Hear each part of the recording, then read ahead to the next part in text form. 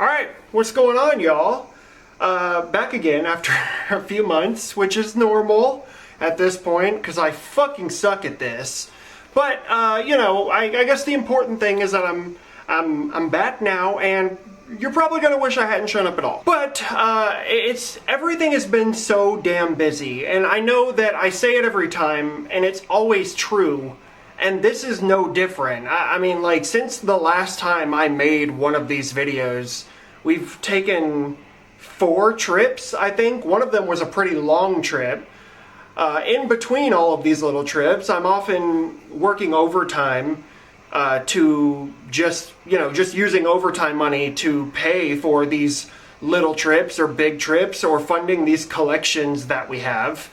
And that's another thing. Since the last video that I've made, we have added multiple things that I would consider sort of like grail items into the like oddity antique collection. And part of me honestly sort of wishes that that's what this video was about today. I wish I could show you the stuff that I have added into that collection, because there are so many things that I'm so excited about, and we've got a few more big ones coming.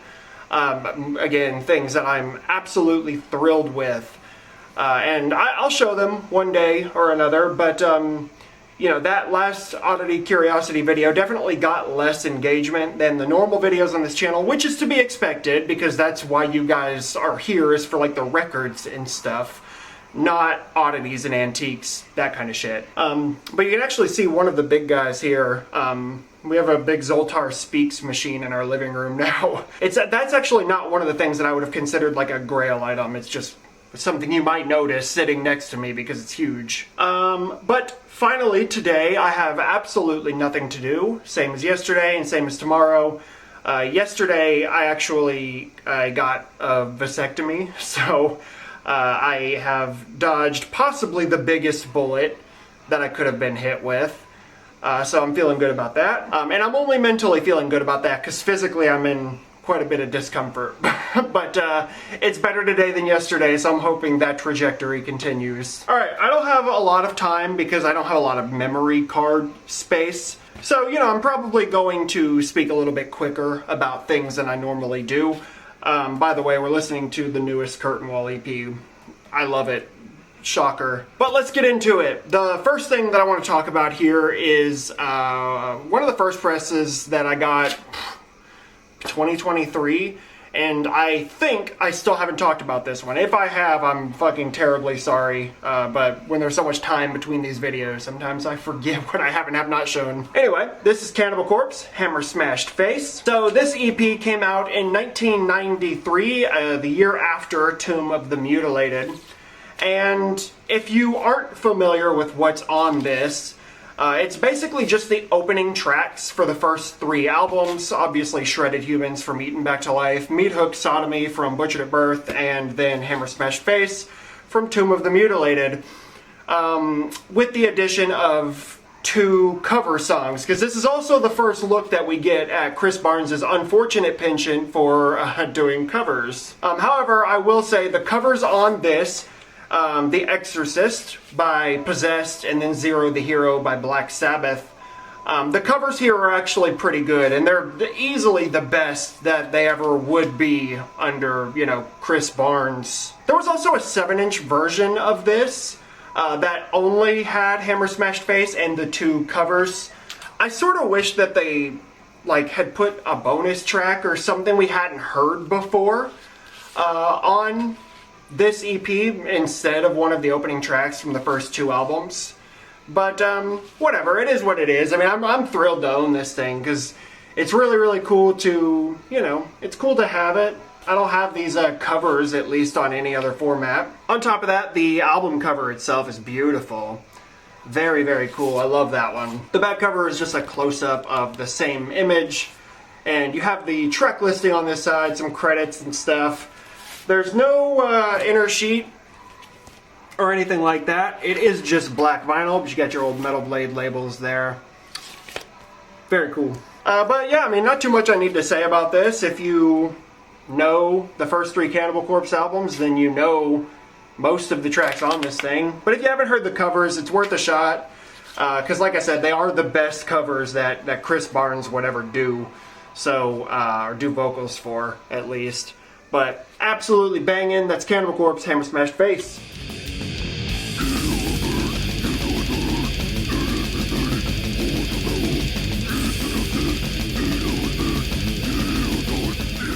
Alright, moving on. This is another one that I'm excited about. This is a brand new record from 2025. This is Feldsteiner with the Cursed Oak. This came out through Bestial Rape Records. At least the vinyl press came out through Bestial Rape Records. Which, you know, the pressings are always really nice. And this album is so damn good, man. Like, according to Metal Archives, this project, or this band, has been around since 2018. But it was only last year that we got the very first release. There was a demo called Scripture of the Woods, I think. I'll pop it up on screen if I'm wrong. But this is a two-piece project. Nope, this is a three-piece project. And two of the guys are in loads of projects. Alex Poole is the man behind the instruments here, everything except for the drums. And Alex Poole has loads of projects under his belt. I would say most notably like Scoff or Ringara, which is probably my favorite, Chaos Moon, etc. The vocalist of this project also has a handful of other projects under his belt, but most notably the Azalizaseth is probably the one that I know the best. I would say that this album is a really good example of melody not necessarily having to replace like aggression, because there are tracks on this that are fast and cacophonous with lots of blast beats and stuff, but there are also extended sort of moments where there are lots of really good melodies and synths, and I love that. I also really love the atmospheric guitars that just like wail in the background at points. Really cool. I love that there's clean vocals on this thing from time to time. And the clean vocals are sort of exaggerated and dramatic sounding, and it's really cool. And all of these things are just layers to what makes this album so good. It's definitely worth checking out, because this thing would like appeal to people who like all styles of black metal. I really enjoy it. The album cover is relatively simple. It's just like silhouetted trees against like the night sky with the moon. The back cover just has the track listing and some credits and stuff. Like I said, put out through Bestial Rape Records. And as is pretty standard with Bestial Rape, 300 copies, all on one color. This time it just happens to be this like marbly blue, which is very nice. Fits the album cover perfectly, obviously. But yeah, man, absolutely no complaints over here. I love this thing. One of my favorite releases of 2025, easily. If I can remember, I will throw a link in the description of this video to where you can listen to this on Bandcamp or something. Absolutely worth your time. That's Kveldstimer with the Cursed Oak.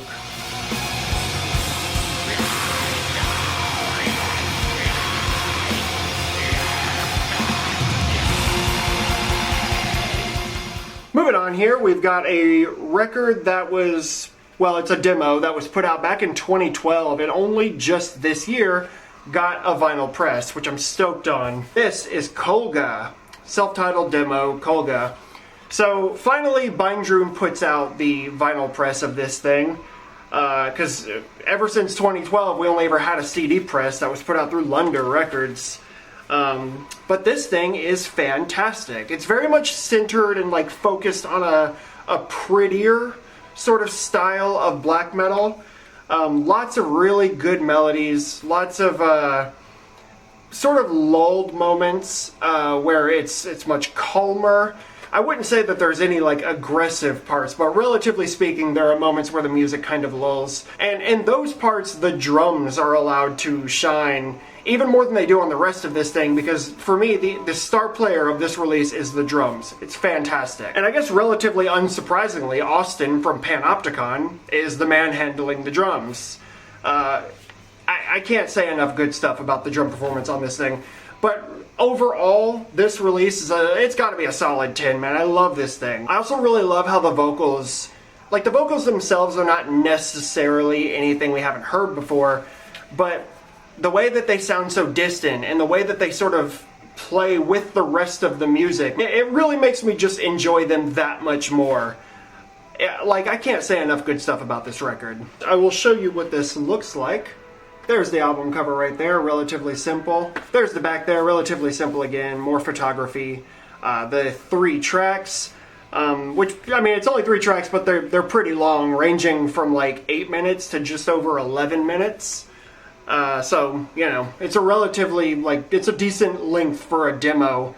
Really, really good stuff. This does include an inner sheet, which has all the lyrics, and then a write-up about the release itself. The vinyl itself is on this yellow.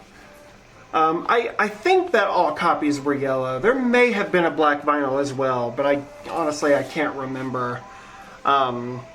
If this is still available, you should just grab one. I mean, it took this long to get, you know, the first press. Who knows if we'll ever get a repress of this one. Anyway, absolutely worth your time. This one's fantastic, and it was one I was excited to talk about because it deserves the recognition after all this time. Really, really, really good stuff. That's Kolga.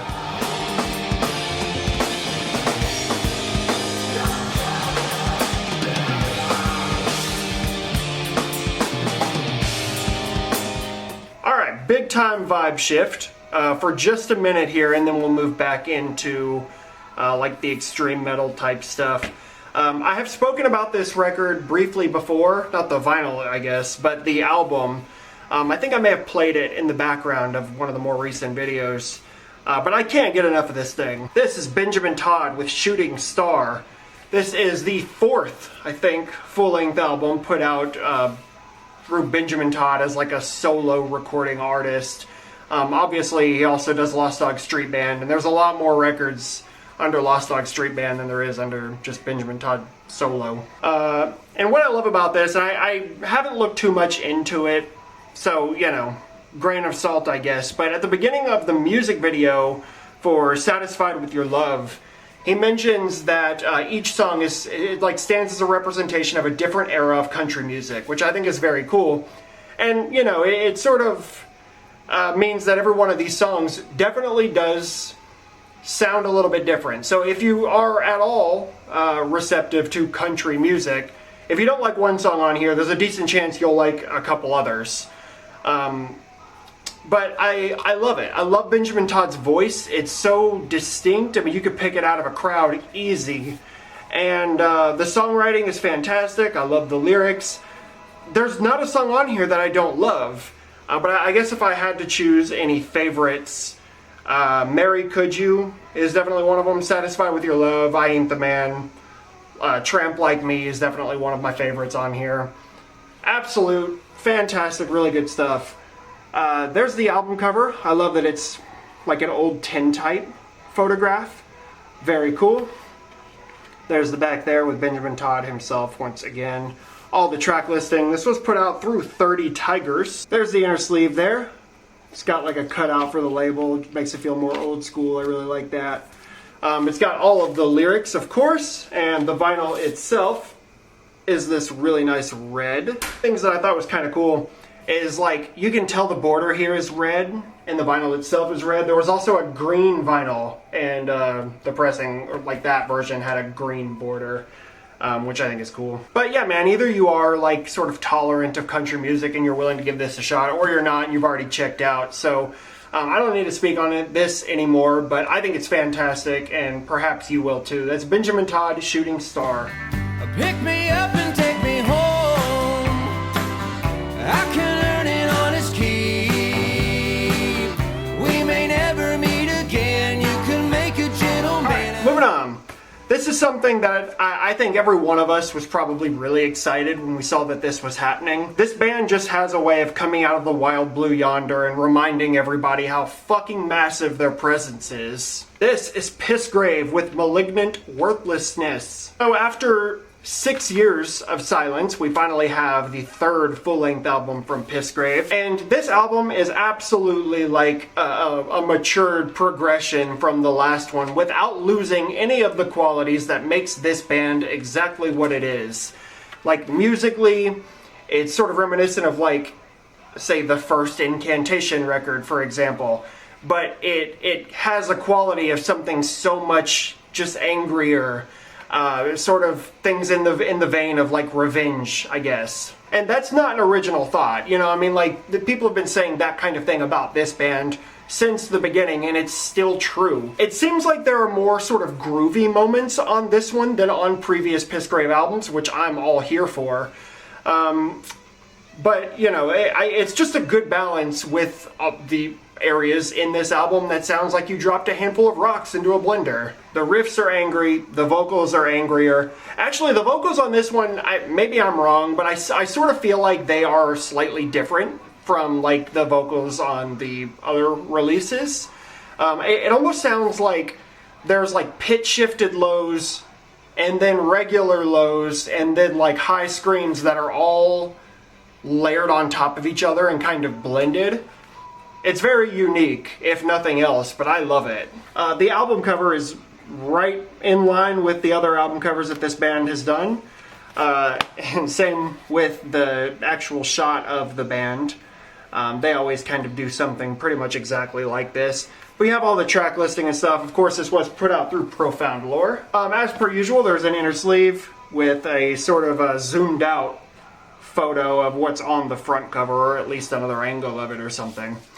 The back of the inner sleeve, just the band logo and the album title. I'm pretty sure that all vinyl copies came on black, which, I mean, obviously, I feel like it'd be weird to put it on anything except for black, but the labels are really simple as well. So, if you ever find yourself in the mood for, like, a firestorm of hot death metal lovin', then, this is perfect, man. This thing's a banger from front to back. That is Pissgrave Malignant Worthlessness.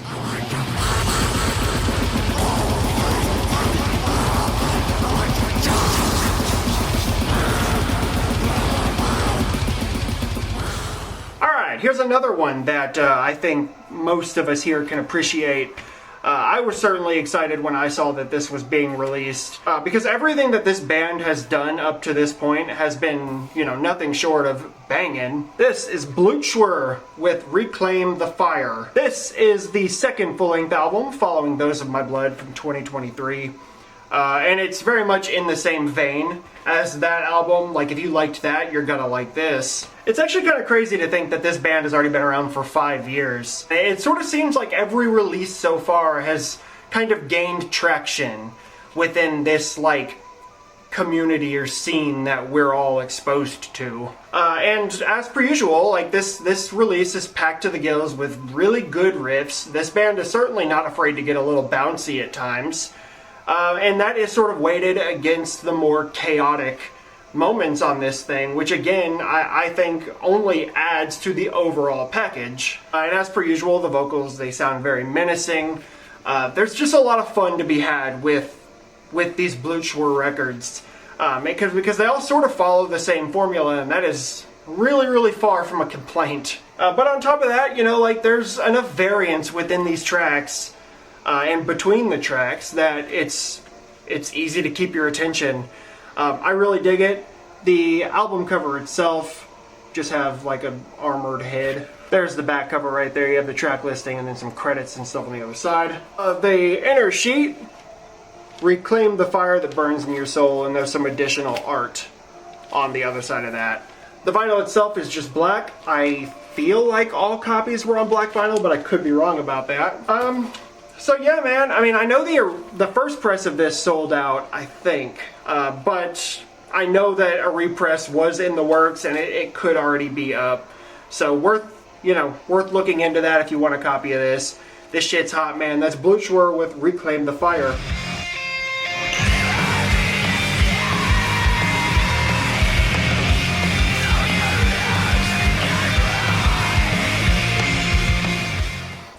Let's finish this off with a live bootleg.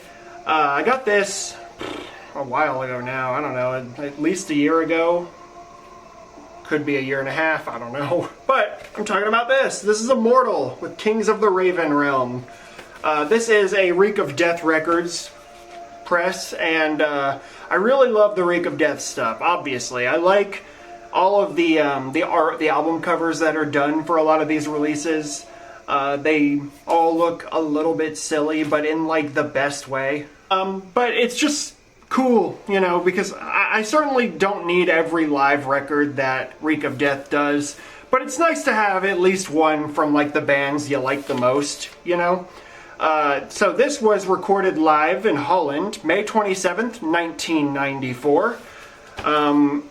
In terms of the sound on this, it's pretty good. There are moments where I feel like the vocals get a little bit lost, but everything else you can hear pretty clearly, and for the most part, you can hear the vocals just fine. In terms of the track listing, being that this was May of 1994, almost all of the tracks on here are either from Diabolical, Full Moon Mysticism, or Pure Holocaust, but the last two tracks, which ones were they? Grim and Frostbitten Kingdoms and Moonrise Fields of Sorrow, both from Battles in the North, which at this point had not been released yet. But yeah, I mean, there's not much to say, you know, like, it's just live performances of songs that we all know if you like Immortal. So the album cover, as I was saying, is obviously awesome. There's the back cover there, all the track listing, Reek of Death Records, a shot of the band from around the time. It says limited to 300 copies there. The vinyl itself on this one was just black. Usually Reek of Death does do like colored records, but they went with black on this one, which again makes sense. But yeah, man, I've got a bunch of Reek of Death stuff at this point, and I'll probably just keep grabbing them as they come in. I'll probably just find a Immortal track recorded live from around the time, because I doubt this specific show is on YouTube or anything, but we'll see. I'll figure something out. Badass, Immortal, Kings of the Raven Realm. Getting on a mountainside, waiting morning after sunrise, followed with the painting in the desert on the red. That's gonna do it for this one. Thank you once again for tuning in, as always. I've always got more records to show. I've always got more weird, oddity, antique shit that I could show you. Let me know if you want to see another one of those, because I'm really excited about a lot of the stuff that we've had come in the last few months. So, yeah, thanks guys, appreciate it, and we'll get back here at some point. We'll do this again. Thanks, later.